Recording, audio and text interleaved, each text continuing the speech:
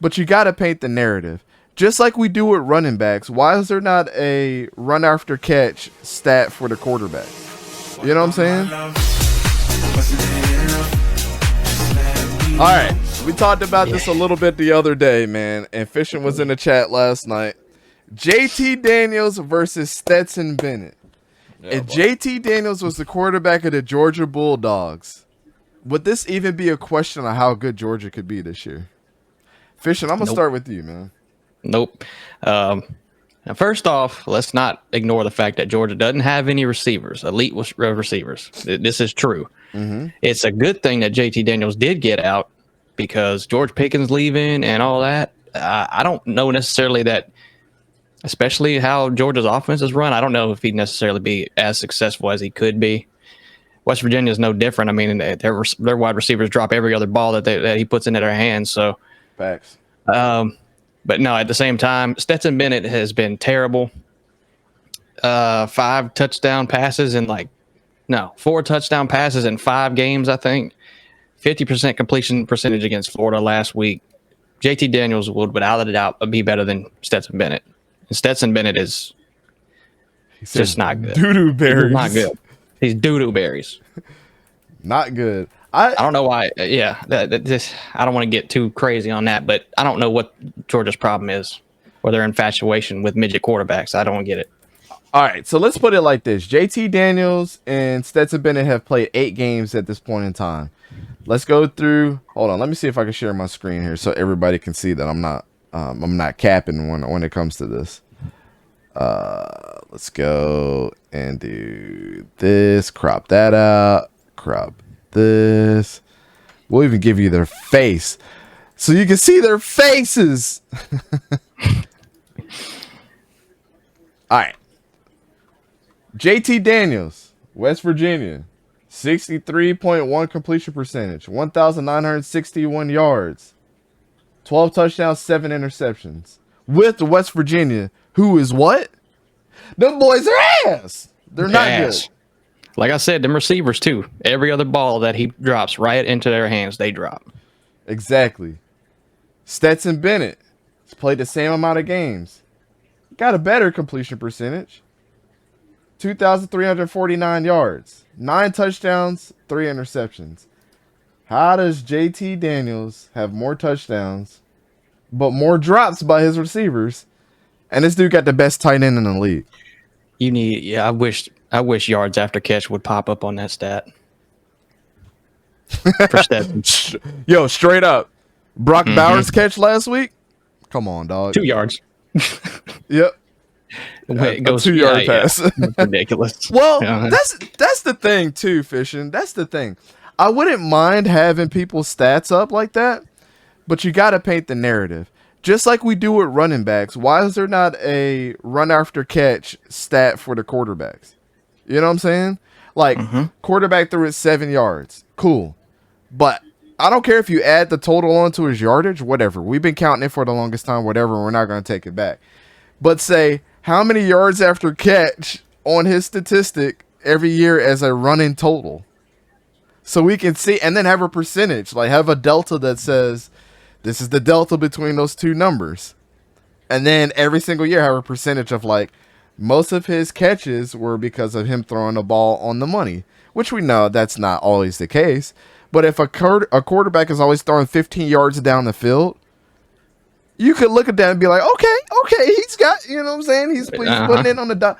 But having a 3-yard pass here, a 6-yard pass here, and then the running back or the wide receivers are getting, 15 yards after the catch, that is very inflated. Yeah, and the numbers would show too. If the amount of slant passes, 50-50 corner end zone balls, like stuff like that, it would show a lot more of that instead of just total yards. Like, it's very misconstrued, especially in situations like this where you're dinking and dunking all over the place like Stetson does. Mm-hmm. It doesn't, the amount of yards, and Georgia's like, what, second in the SEC in offense? But really, are they? I mean, they haven't ran the ball amazing this year. They've been decent. No. And like I said, Brock Bowers, are they really that good though? Second in the SEC? I don't think so. I don't think so either. I think one of those things that that came out, especially for the Georgia game versus Oregon. It was Dan Lannon's first year with. I mean, it's his first year with Oregon. So you don't think Kirby Smart knows how he's going to game plan against their team? Like, come on, man. That's a big factor in that game.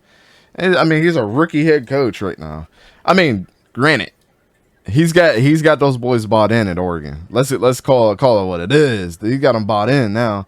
Mm-hmm. But to go against Oregon or to go against your former team like right out the gate, that's tough. How many people here would succeed? Like, let's call it what it is. People love first time head coach. Yeah, yeah, man. But now he's got them boys bought in. I said this last night. JT Daniels, ever since he was at Cal, had got the short end of the stick, bro. He's so damn good. They'd be 50% better if he was their quarterback. Almost guaranteed.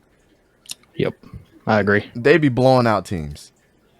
He's just a better quarterback, and I can almost guarantee when me and Fish look back on this, JT Daniels is going to be a better quarterback in the NFL because they're going to see his talent right away.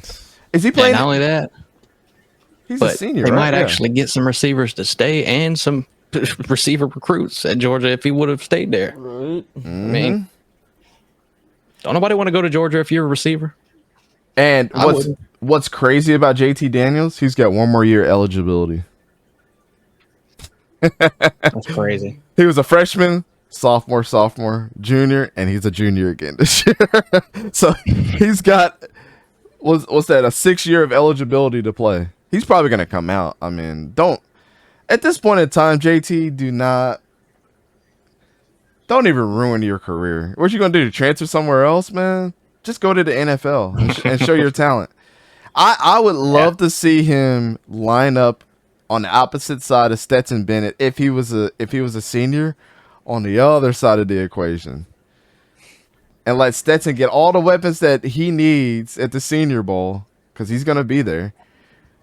And he's going to stink it up. He's this year's Carson Strong. He's this year's Carson Strong. He gonna look like doo-doo. Mm-hmm. He is doo-doo, man. He's doo-doo. Yeah. So I did want to just bring up that discussion. But Sora, before we close it up. He won a national title. Oh, yeah. Oh! Still doo-doo. Come on. You know what Kirby was doing. He's staying with the hot hand, which I totally agree with. You stay with the hot hand. But nobody was saying that Stetson Bennett was better, except for one guy that I know was saying that he was better than damn JT Daniels. Like, come on, bro. JT Daniels stats at the beginning of the season, he was lights out, bro. People were talking about him for a Heisman. You remember that? Mm-hmm. 400 yards a game passing. And then Stetson come in 200 yards a game passing, but have like 4 touchdowns, 2 of them rushing. Like, come on, bro. JT was a better quarterback. Sora, what you think, man? Who you giving a nod to? I mean, yeah, 100%. The entire time I were talking, I've just been shaking my head. Yes, I fully 100% agree with JT Daniels. And again, I'm hoping exactly with what you said, Dante. Both of them are at the Senior Bowl. They both got to go up against each other. Give JT the guy at Tennessee. What's his name? Hyatt. Yeah, Hyatt. Hyatt. Yeah, give him Hyatt in the Senior Bowl. You can give Bennett anybody else. Just give JT Hyatt alone, and his stats are going to look amazing against Stetson. Yep. So I'm hoping we see that at the Senior Bowl. That. Yeah, I don't know if he is because he's a 5th-year junior. I don't know how that's gonna work out. Technically, he's a 5th-year junior. Yeah, true that. But maybe I don't know. I don't know how the rules and regulations work out. But this dude is past like being a senior at this point. Blame COVID, man. COVID got the NCAA all screwed up. And I know a lot of people are like, well, he's playing against a guy that's 24. Well, I mean, if you had a chance to start over and just blame COVID for it, wouldn't you do it too? Come on, dog. I definitely would. Hell yeah, I would. He's got 5. He had 2 extra years to develop at this point. Especially when my team has super seniors on it from COVID. I'll take it. You remember Wake Forest last year? Miller. Give me back Ventrell Miller for another year. Give me Ventrell. Yeah. Give me a healthy Ventrell and give that man help. Right.